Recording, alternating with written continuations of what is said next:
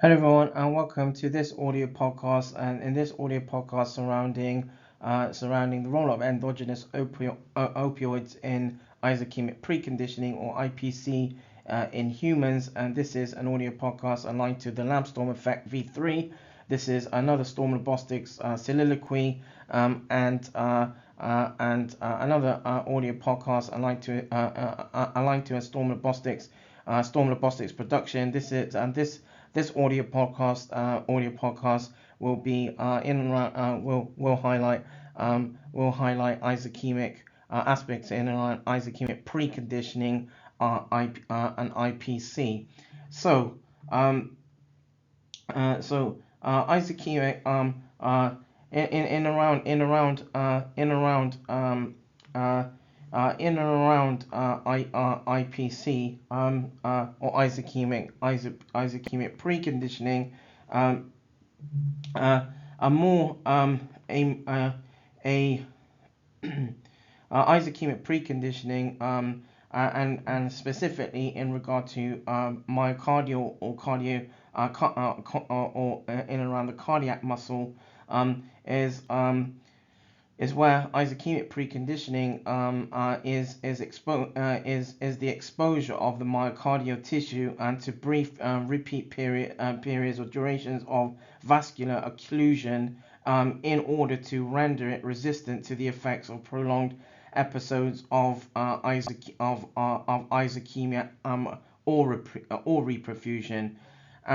IPC, ischemic preconditioning, or IPC, was initially described by Murray Murray and team in the late 80s in the late 80s in 1986, who demonstrated a 75% reduction in infarct size caused by a 40-minute coronary artery occlusion when the occlusion was preceded by 4 episodes of alternating 5-minute ischemia and 5 minutes of reperfusion. The mechanisms involved in IPC or ischemic preconditioning involve intricate pathways that crosstalk between various triggers, mediators, and effectors. IPC market evidence and literature indicates and informs that IPC markedly reduces ischaemia-reperfusion or IR. Now in and around this as well. So myocardial infarctions or myocardial infarction or where for example the cardiac muscle is or can be susceptible to various different forms of disorder and disease. At the same time, the ST segment elevation myocardial infarction is known to be a sort of a major can be a major emergency manifestation in and around cardiovascular health, usually precipitated by acute thrombotic occlusion of a main coronary artery at the site of rupture.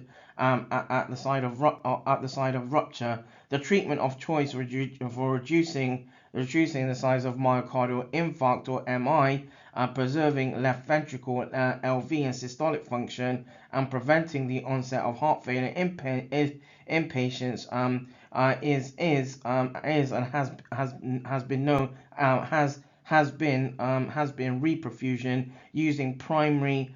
So, for example, in context of radiological investigations, for example, primary percutaneous coronary intervention or PPCI. However, despite timely PPCI, for example, mortality and morbidity in patients remain sort of substantial with death, where death has been reported in around 7%, and heart failure in a cardiac muscle failure in around 22% of patients 1 year post for example a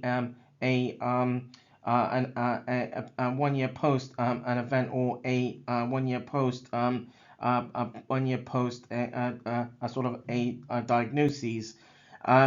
Although mortality of patients has the with sort of myocardial infarct or cardiovascular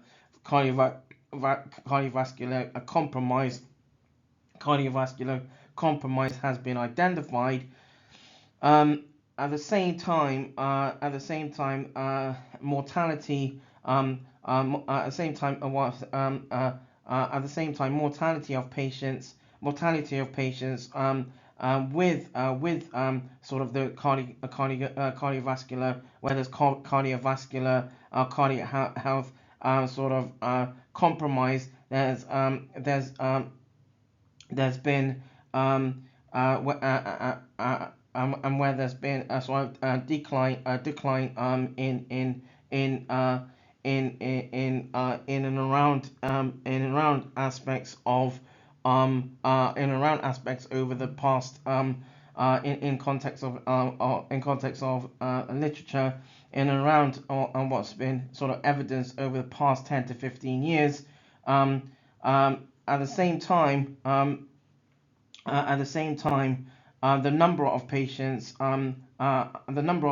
or recipients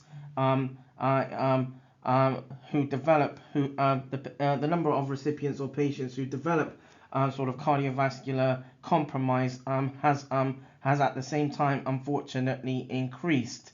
And so the mechanisms involved in IPC involve intricate pathways that again sort of crosstalk between various triggers, mediators, and end effectors. The period of pre-exposure and the number of times the tissue is exposed to ischemia and reperfusion sort of vary. The average being something in the line between 3 and 5 minutes. IPC markedly reduces IR injury in most human tissues and has two phases: an early IPC phase, or an early IPC phase, which has been referred to as a classic or first sort of a sort of first window, and then where this then occurs and then thereafter, which occurs within several minutes of preconditioning stimulus, another stimulus, and that stimulus can last approximately up to 6 hours. Now, a late or also what's been referred to in literature as a delayed or second window, IPC effect occurs within 24 hours of preconditioning stimulus and lasts for up to 96 hours. So unlike early IPC, late IPC protects not only against myocardial infarction, for example, but also reversible post-ischemic myocardial stunning. Because of approximately 50-fold longer duration and the role of powerful protection by late IPC, considerable intrigue has been has focused on the late or second window of protection. After the early in vivo investigations, particularly works by Murray and Raymer in 1986. More than 3,000 original articles had been published addressing various aspects of molecular mechanisms of IPC and its therapeutic application.